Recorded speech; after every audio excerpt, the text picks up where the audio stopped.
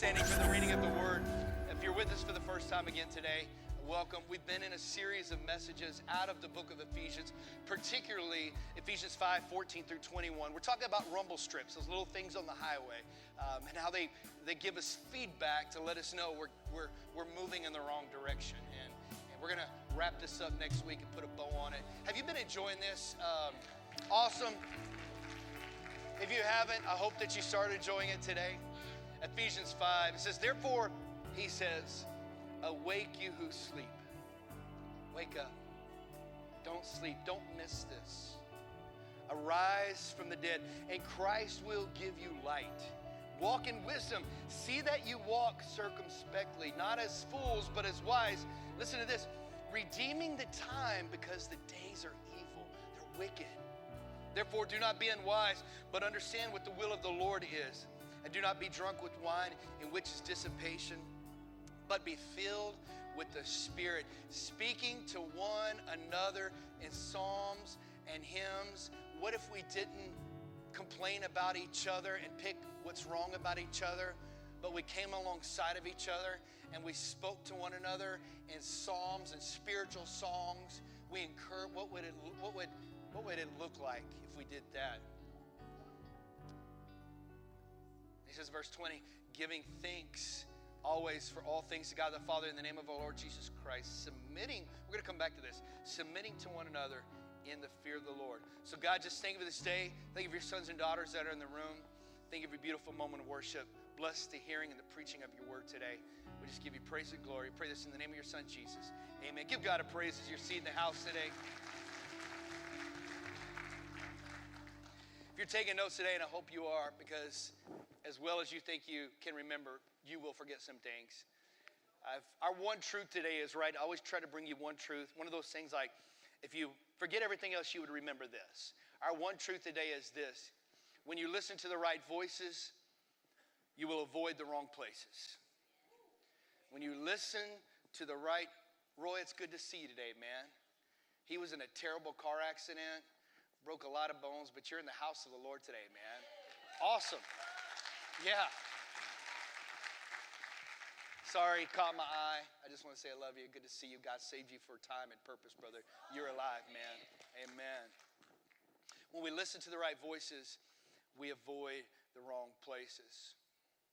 And studying for today's message, it was interesting for me to find out that among the most important survival skills needed to survive in the wilderness, right, for people that feel they have the ability to journey out into the wilderness on their own and camp and do all those things, among being able to start a fire, among being able to skin a snake alive, Bear Grylls style, all those things, one of the most commonly overlooked survival skill is telling 3 people where you're going and when you're coming back. Where you're going to be, how long you're going to be there, and when you plan to come back. Ask James Franco, right? So my older brother-in-law, he last year, he was like, hey man, let's go camp. Let's take our boys, let's go camping on the beach. And I'm an outdoors guy. I love hunting, fishing, all the man stuff. But I'm going to be real honest with you. I love my bed. I love it more, actually, than I love the wilderness. And I love the beach. And I love the water. But at the end of the day, I want to leave all of it and go back to a hotel room where I can shower and get cleaned up. Now, maybe you're the rough around the edges type and you're like, I want to get my hand. I want to wash my hands before I eat. Like, that's just me, though. And so I make no bones about it. I love my bed. I love washing my hands. Like when I eat, I'll get dirty. That's fine. We go get dirty and all that. But man, like all that rough and stuff, like God didn't put that in me. And so half of me is like, man, I really want to go with you and make these memories with my son and my brother-in-law and his son, and we get along great. And I was like, that'd be awesome. But man, like we're going to sleep on the beach. And nobody knows what happens when you sleep on the beach. Nobody's ever done it. Like we're going to find out. I don't know if I want to find out what happens when you sleep on the beach.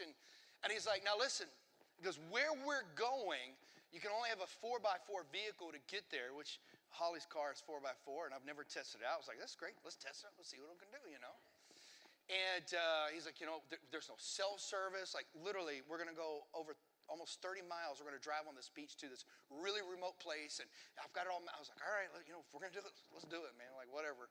And so we load up all the groceries, all this stuff. And I told Holly, Pastor Holly, and he told his wife, hey, by the second day at lunchtime, if you've not heard from us, send the cavalry. And that's wise because, I like to test the limits. I like to push the boundaries in life. And so I'm the guy that's like, hey, let's jump off of that and see what happens. And so Holly, literally we're packing up. And I should have brought a picture of it, but not making this up, where we were, there's a sign that says, caution. If you are in trouble, help will not come. It's big. And I'm looking at this, I'm like, wait a second. Maybe we should stop here. Because apparently if we cross that line, and they say that because there's no, you're so remote, there's no cell service. But I had XM radio because of satellite, so that was awesome. So I guess you can have a satellite phone. But where we were, you had to have 4x4 to get there because the beach was not packed. It was sandy.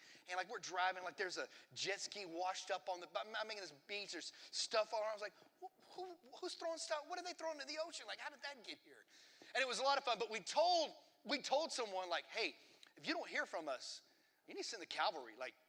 Call lifeguard or whoever it is, Baywatch, and send them out for us because something's not right. And so we packed up in a hurry, and literally we were scrambling to get there so we could call our spouse and be like, hey, it's all good. We still have 2 boys. We left with 2. We still got 2, and everything's good. My question to you today is, when you're heading in the wrong direction, who is poised in your life to speak into your life, the right voice, to say, hey, if you keep going that way, you're going to meet an early grave. You're going to get jail time. You're going to wreck your marriage. You're going to wreck your life and your finances. Who is in your life, in your inner circle, who you have brought into your life to say, hey, I need you to look at me when times are tough and tell me what's what?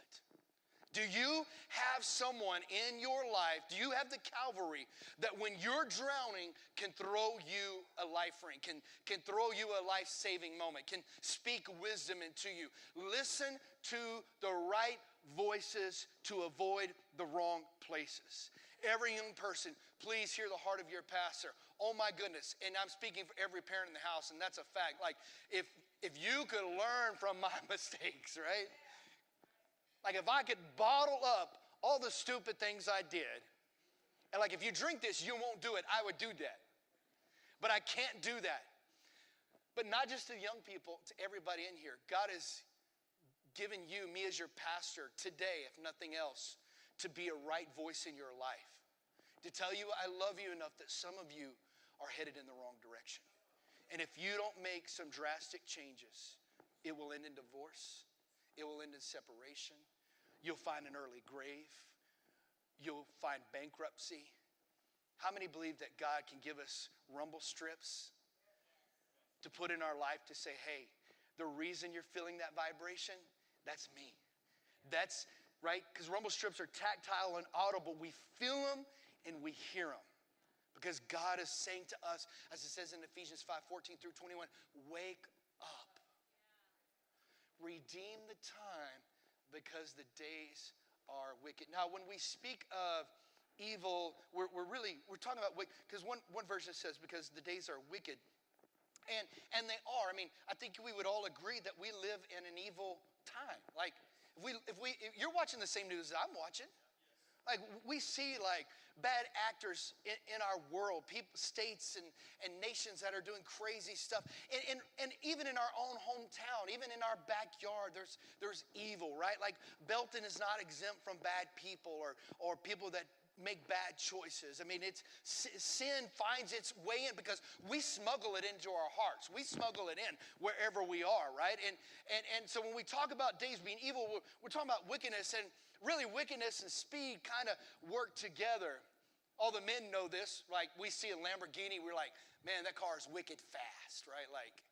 I get to ride my friend Aaron's motorcycle, and don't tell my wife, but I got up to 100, and I was like, this bike is wicked fast because life is wicked fast. You see, none of us are promised tomorrow. right? This is a rumble strip. This is your pastor loving you enough to tell you that if you think what you do today doesn't affect your tomorrow, you have bought into a lie. What you do today absolutely will affect your tomorrow. Sure, give God a praise. And we live, some people, we live foolishly with the outcome, oh, well, I'll always have tomorrow to make it right. And if you're reading the same Bible I'm reading, you know that that is not in there. That the Bible tells us clearly that today is the day of salvation, not tomorrow. The truth is, we're only promised our next breath. That we're here because God has decided to keep putting breath in our lungs. Roy is here today for what reason? I don't know, but God spared him and saved his life out of a terrible car accident, and he's here today for a purpose. And that's all of us. We're still here for a purpose, because if we got breath in our lungs, God says, I'm not done with you. But here's the thing, what we do today affects our tomorrow. Did you know that what you eat today really affects you tomorrow? Like, we think what we eat today now, like, great, there go my Sunday afternoon plans. And for all the people that went and ate fried chicken with my parents yesterday, chicken fried steak, yeah. If you're sleepy, that's why. Wake up, you who sleep, because you ate chicken fried steak yesterday. And that's why we have 5 gallons of coffee in the lobby. Drink it so you stay awake. But he says, wake up, you who sleep, because the days are wicked fast. I mean, Holly and I, we just took our daughter to her freshman orientation at UT, and I'm like, oh my goodness, how did 18 get here?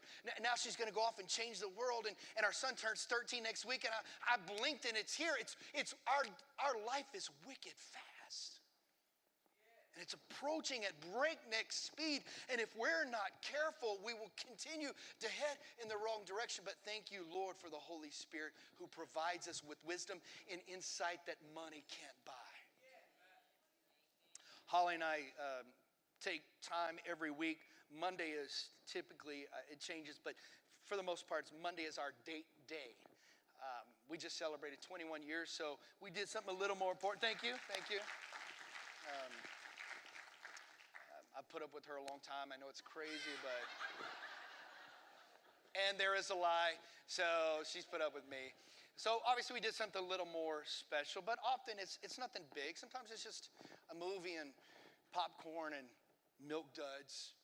Together, of course. I'm not a barbarian. You've got to put them together. If you've never put Milk Duds and popcorn and shaking it up and let the butter, it's a game changer. It will change it will mess you up. Like, try it. Seriously. And so listen, part of it's because we genuinely love to be with each other, and part of it is preventative maintenance. Like, we don't want to wait till we're at the edge of something drastic to say, oh, maybe we should spend time together. The truth is, some men in here care more and invest more into their car than they do their wives. We'll be a better steward over a vehicle than we will in marriage. And in fairness, there's some women here, you spend more time on your physical or appearance or friendships and relationships with other people than you do giving connection to your own spouse. And listen, this is not condemnation. I'm just saying, let's do better. I'm saying, let's do better. If you're married in here, let's do better. Because you start out like this, and over time, if you're not careful. But date days, being intentional, being purposeful. But I'm not talking about marriage again, so let's move on. But we take time, and we were talking recently about the brevity of life and how short life is. You know, we're reminiscing about our kids and missing them being babies, and man, it just blinked. And we started just kind of talking about, like, well, I wonder how long men live. How long do women live? So we Googled it, we looked into it, and on average, women will live 81 years. On average, men will live 76. So if you're on borrowed time, congratulations. If you're not, look out, okay? And right, that's a good thought to live by, but again, no one's promised tomorrow. You can say, oh, I'm going to live to be 76. Maybe you will, maybe you won't. Maybe God's going to give you extra time. Maybe he's going to shorten your clock. I don't know. What I want you to hear, your pastor, your Rumble Strip today, is to say, you have this moment to get it right. Let's do better. Let's get it right. Let's make some wise choices. Amen? As we're talking about rumble strips, you know, they're on the outside of the road, they're on the inside of the road. The National Transportation Highway Administration tells us this, that where rumble strips are installed, the fatalities decrease by as much as 51%. Good job, government. Good job of the taxpayer dollar. Keep installing rumble strips. And no one would argue that rumble strips on road saves lives, but we need them in all areas of our life, in our marriage, our finances, our career, our relationships. We need the buffer to say, hey, get back in your lane. Wake up, you who sleep, because it's wicked fast. The three main causes of accidents on the highway, of deaths on the highway today are not wearing your seatbelt, speeding, and drunk driving. And the sad thing about all three of those, they're all preventable. You can choose to wear a seatbelt. You could choose not to drink and drive, right? You could choose, this is on me, not to speed. I can't lie. I can't hide it. Don't act like you get it down either. Yeah, because I passed you and then I watched you pass me back. I'm like, okay, I'll show you. All right, let's see what this, all right. They're all preventable. Here's my question. How many things in our life have been preventable? How many times in life could you just said, you know what? I'm going to click the seatbelt right now, marriage, because something doesn't feel right. Right? I'm getting behind the wheel of the life that God is giving me, and I'm going to just be cavalier about how I drive this body of this life. And that's how we treat this life sometimes that God has given us. We're cavalier. We're just whatever, easy come, easy go, no plan, nothing. I'm just going to live and go. And that's not the wisdom of the Holy Spirit. That's not the God that I know. That's not the God of the Scriptures. God has given us wisdom. And you know what? A little common sense, which isn't so common, by the way. There's just some things we don't need to pray and fast about. Hey, that's just not a good idea. Now, you can go consult God and ask him, but I promise you, he's going to tell you what I'm telling you. Don't do that. The stove is hot. Let me see go ahead and see. Whatever. Well, I can pray for your hurt, but I'm going to tell you right now. Right? You hear my heart today, church. And if we're listening, if we're paying attention to the road that is before us, and we're feeling the feedback and we're responding to it, I'm not saying we're going to get it right 100% of the time, but I'm saying if we focus on the moment we're in, maybe we can get the moment right. And then maybe I can get the next moment right, and the next moment right, and the next moment right. If you're taking notes, write this down. If we are going to listen to the right voices, then we have to have the right people in our life. The right people. In Ephesians 5, verse 21, it says this, submitting to one another in the fear of God. Well, what's the fear of God? It's the awe of God. It's the reverence for God. It's the respect for God. I told all of our leadership team in our circle up and our roundup that we do every Sunday morning before people arrive, and we're in the auditorium and we're kind of worshiping the Lord together. And I was like, you know what? I feel sometimes we just treat the presence of God as another common thing. So, right? Not all the time, but sometimes maybe in our life, the presence of God is less. We've lost the awe of God. Like where we really stop and think for a second, wait a minute, you're God. You're the God. You created everything. And I exist only because you want me to exist. And I'm here only because you, just that fear, at any moment. It could end at any moment. He could call me home at any moment. You're an awe, you hear my heart, an awe for God. We need the right people. If we're going to listen to the right voices, we have to have the right people in our life. Well, and then we talk about the fear of God. We talk about submitting. Then write this down, please, because when we say, if we're submitting to someone, we are voluntarily putting ourselves under their voice, under their authority, under them speaking to us. You're here voluntarily.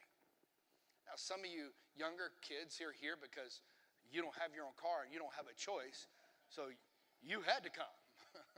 Kicking and screaming, maybe. Maybe that's some people in here today. I know your spouse brought you kicking and screaming, but you're here. Thank you. But you're here voluntarily, and you're putting yourself under your pastor's voice right now, listening to what God has given me to say to you. It's submitting to one another, not because I'm better than you, not because I have it more right than you, or that I know it all. It's just saying that in this season of life, God has put you in this house to hear my voice, and we submit to one another in the fear of the Lord, knowing and respecting God's choice of the people he's put in our life. Simple as that. So if you're a child or a student in here, a young person here, and your parents are still alive, and you're in their house, you are to submit. Come on, parents, you'd be shouting me down. You are to submit to them, not just because they're your parents, but because God has chosen them to be your parents. And they're speaking into your life. Will they get it right all the time? No, they won't. Will they get it wrong sometimes? Yes, they will. So will you. Get over it. I don't know what to tell you about it. But in the same breath, we submit to one another the fear of God. And then here's the tension that exists in the church. Because we as a church, half the pendulum is, and this is what we do, we hang our hats on the weirdest stuff. Like, I'm only going to watch Christian movies. I'm only going to listen to Christian music. I'm only going to drink Christian milk that comes from a Christian cow. Right, we're going to form a church softball league, so when we have to play with the heathens, which we have a church softball league. But we swing way over here. Well, let's go to a commune, let's get burlap sacks, shave our heads, and go live over here, because we don't get any sinner cooties on us. And we laugh, but that's what the Pharisees did. They said, hey, we're better than all of you. We've got it all figured out. We're going to go separate ourselves, and we're going to go live over here, and you do you, and we'll do us over here. Don't touch us. The other side is, well, we're going to live just like the world. Or do what the world does, and there's no difference between the church and the world, so they have a right to actually call us hypocrites because we say one thing and we're living something completely different. What if somewhere in the middle, kind of like where Jesus walked, not in that he ever compromised or what, but yeah, I get it. The tension is, well, wait a minute, Pastor Matt. Jesus, he actually touched a prostitute and spoke to her and had physical contact with her. He touched lepers, and you weren't supposed to do that. He was a priest. He was a Jew. I mean, he was defiling all the laws of Moses. And then he went to sinners' homes. Gasp. Yeah, I know Jesus did all those things, and he ministered to all those peoples. But let's not forget that Jesus had 12 really close friends. 3 even outside of that, Peter, James, and John. Were the 3 best friends that anybody could, right? He had 3 friends, and then he had the 12, he had the 70, and he had more, but even Jesus had 12. So when it came to life and ministry and intimate moments, we rarely see Jesus doing anything without Peter, James, and John. In fact, if I had time, I'd take you through the Bible, just separate times. He would take them and leave the others behind. But I'm telling you, what God has called us to live. Isn't it funny that when we kneel at an altar or we get saved at a camp, that we're not zapped to heaven, but God has chosen us in his divine wisdom to leave us on this planet because there is a hurting and dying world outside these 4 walls that need to know the Jesus that you know. And we can absolutely live in this world, but not be of this world. It can happen.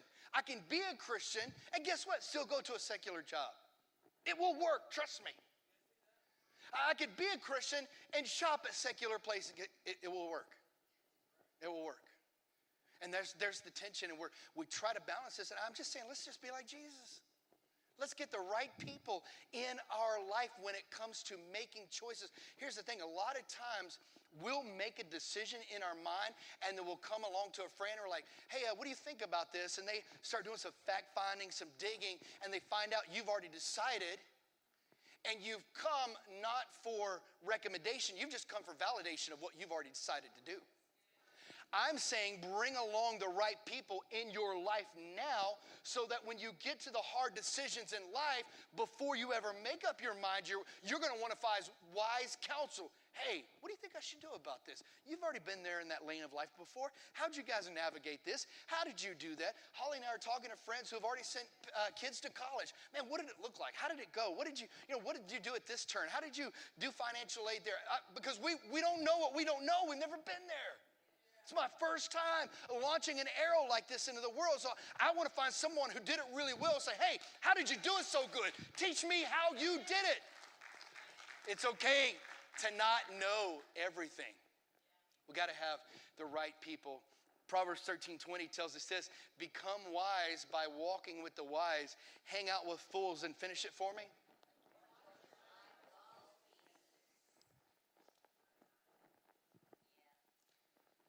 About 15, 20 years ago, there's a family in our church. They have since moved off, had a job relocation, but they had a son. He and I were the same age. We grew up in this church together, and our lives took two separate paths. The truth is, my life very easily could have taken the same path he did. He ended up in prison, ended up moving out of state, making some really, really bad choices, and ended up incarcerated. And when his time was up and he was being released, there was some tension between his parents and him. The relationship was strained, and they asked if I would go pick him up and bring him back home. I said, sure, I'll do it. So I pick him up, and he's literally like you see in a movie. He walks out and just like with a small bag of stuff, and he gets in my car, and I was like, I've got some road time, and I just, for my own self, I need to know what happened. Like, how did this happen? Like, we went to the same church. We sat under the same pastor. What happened? So he gets in. I'm like, man, what's going on? Like, how are you? All the pleasantries. I was like, man, what happened, brother? Like, how did you end up here? He's like, Pastor Matt, he's like, I was with the wrong people. Gospel truth, not making it up. Perfect sermon illustration. He told me that. In my words, I listened to the wrong voices. I had the wrong people in my life telling me the wrong thing. No one was, the rumble strip I had was, hey, keep going. It'll smooth out a little later. Drive off the cliff. Trust me, gravity leaves for a little bit, and then it catches up with, right? You hear in your heart of your pastor today, we need the right people in our life when it comes to deep life, intimate decisions. Who you're going to marry, where you're going to live, who you're going to date, what house you're going to buy, and when you're going to buy it. How do you get financing? Should you take that career? Should you make that move? Are you hearing my heart today? Don't do it alone because you don't have to. Bring the right people into your life. I've heard it said before, this is not an original quote, but nonetheless poignant right now. Your friends are your future. You show me your friends, and I'll show you what your tomorrow will look like. Show me who you're hanging out with, and that's what your life will look like. Princeton did a study. It was really interesting. They brought friends together, put electrodes all over their head, and they had them interact socially, like read books together, watch movies together, do some constructive things together, laugh together, a comedy show, had them do all this thing. And they literally found out that in a group of people, when they're sharing the same experience, their brain waves literally get in sync with one another. That is why I love when we sing one song, this last song of worship before I come to preach, because we're all in this like moment where we're just moving and there's rhythm and we're trying to clap to the beat and sing to the beat the best we can. But there's this rhythm. We're in sync together, and God responds to that because we're the right people in the right place at the right time to hear from the right God. And it's happening right before us. Number 2, write this down. We need the right spirit. If we are going to voluntarily tell someone, hey, I want you to speak into my life, then we have to have the right spirit when they do speak into our life. What is the right spirit? Humility and gratitude. When someone, your pastor comes beside you and says, hey, we need to talk. I've noticed you've been gossiping and saying something about another member, and those things aren't true. And even if they were, it's not your place. And I love you enough to tell you that. And at this church, I'm just not going to allow that to happen. So I need you to stop. And I'm going to love you. And I'm not going to sit you down and be like, you're so terrible. And I made a list of all the things. I'm going to say, hey, I want to pray with you about this. Like, I want to love you through it. Let's correct it. The right response is humility and gratitude. You know what? I do want to grow, Pastor. Thank you for telling me. That hurt. And I'm sure it was a little awkward for you to say that and maybe a little weird. But thank you for loving me enough to tell me that. One of your small group leaders pulls you aside after one of our connect groups at their home, and they pull you aside and they say, hey, I've noticed that every time your husband starts to talk, you speak over him and you correct him, and you're like, that's not how the story was, and you feel like you need to correct him all the time, and I notice he just kind of quietly backs down. Maybe there's a better way of validation for him. Well, they pull the husband aside and say, hey, I've noticed you make fun of your wife a lot. You think it's in humor and jest, but man, it really makes us uncomfortable because we actually like your wife, and I think you do too. And I don't think you'd want your kids doing that to their future wives someday. So maybe you hear my heart today, church. Humility and gratitude. Thank you for loving me enough to tell me I'm headed in the wrong direction. I don't want to go to that place. If your response is, well, you should see your marriage. Stop. See? No, it's humility and gratitude. The right the right spirit. Number 3, we need to ask the right questions. Proverbs 16:18 actually tells us this: pride goes before destruction, a haughty spirit before a fall. We need to ask the right questions. Last year, I went to our elders, our leadership at our church, and I simply told them this: I've reached my leadership capacity. I've gone as far as I can go with what I know now. So either I need to go back to school, we need to change. I need to change, you need to change as leadership. If we're going to take this church to the next level, we need help. Are you glad you have a pastor that asks for help? A leadership? And I told our elders, like, we need to ask for help. There's a guy that I want to bring in, and if we need to pay him, I say we pay him, because he's taken churches of all sizes, double, triple, quadruple, and we need not just growth numerically, but spiritually. I need another spark. I need someone to, Proverbs 27:17. I need a check in my spirit. I'm hungry for it.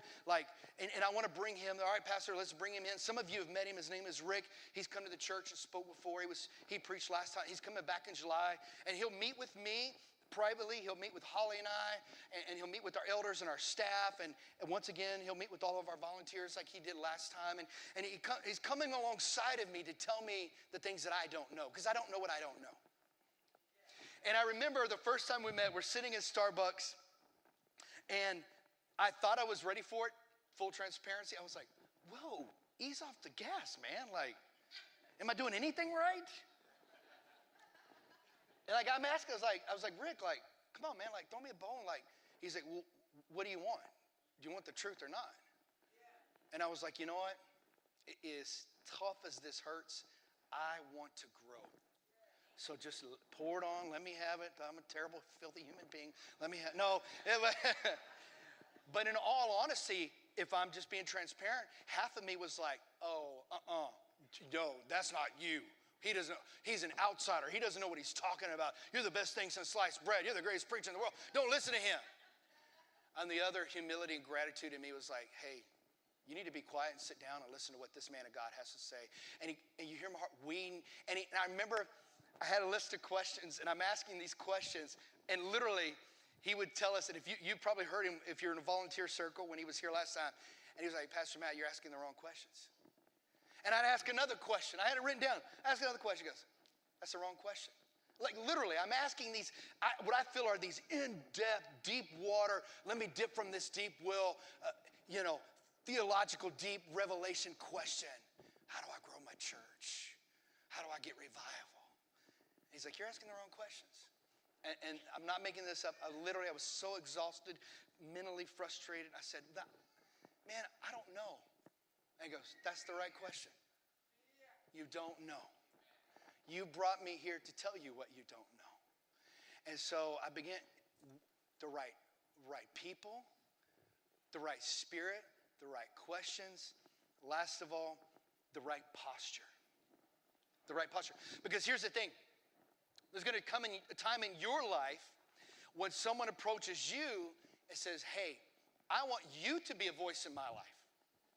Not someone just coming to you, but maybe someday in your life, someone's going to come to you and say, hey, I want you to be a voice in my life.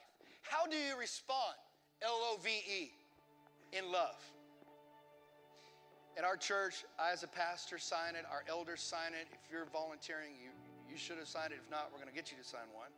We have what we have here called an honesty policy. And when you sign that to serve here in any capacity, including myself and my staff, when you serve here, what it says, shorthand, is that when the time comes, we're going to speak the truth to you. We're going to do it in love. Even to the last 10%, the icky, hard, awkward conversation, we're going to be willing to sit down with each other and speak the truth, but in love. So when someone comes to you in life and says, hey, be a rumble strip, look at my life, come walk with me, do life with me. Listen, when Holly and I were met and we got engaged, we got our parents involved. That's the gospel truth. I'm not doing that just to show off. I'm saying literally, we went to my parents, we went to her parents, we all met at my parents' living room, and we sat down like, we want to do this right. Help us. You know what? We were never alone together. Really, no amens on that? Nothing? Quiet? All the people dating, engaging? Listen, you're not that spiritual, trust me. Real world practical, just Leave doors open, roll windows down, bring somebody in the car, bring a third wheel along, make it really awkward, but bring them along. Get it right. And we wanted in the right posture, so we were willing. So when you go to someone who's submitted to you, you need to do. It's not, hey, if I were you, oh my goodness, that drives me crazy, because you're not me. But maybe you've walked through what I'm going through, and you can tell me how you made it. And you can do it in love. You can look at someone and say, hey, you've asked me to come alongside of you. You've asked me to speak into your life. Thank you for that. Here's a really hard conversation we need to have. First of all, you need to know that I love you like crazy. And if I didn't love you, I would just let you slip off the cliff. But I love you so much. And because you've given me permission, I want to love you through this. Here's what I've noticed. Here's the pattern I've seen. Here's what scriptures, you hear my heart, right posture. We need the right posture. In Numbers chapter 13 through chapter 14, verse 10, it's chronicling the nation of Israel, right? We're familiar with Exodus. God sent Moses, bring them out of slavery, out of Egypt. We're going to take them into the promised land. Moses is like, all right, let's go do it. We know the whole story. You're probably familiar with it. And they part the Red Sea, and they're going through the wilderness. And literally, they're on the edge, the border of the promised land. They're right there. I mean, like, throw a rock and hit it. The Bible tells us that Moses and his generation, they died in the wilderness. They never saw the promised land. It was Joshua and Caleb that saw the promised land. When you research commentary on the book of Ephesians, it has an Old Testament parallel, which is the book of Joshua. And it's telling Joshua the story of Joshua, Caleb, and these 10 spies that Moses, because they didn't have drones, right? There were no military drones. Like, we're going to send a drone out and see what's over there. He says, I'm going to send 12 spies out.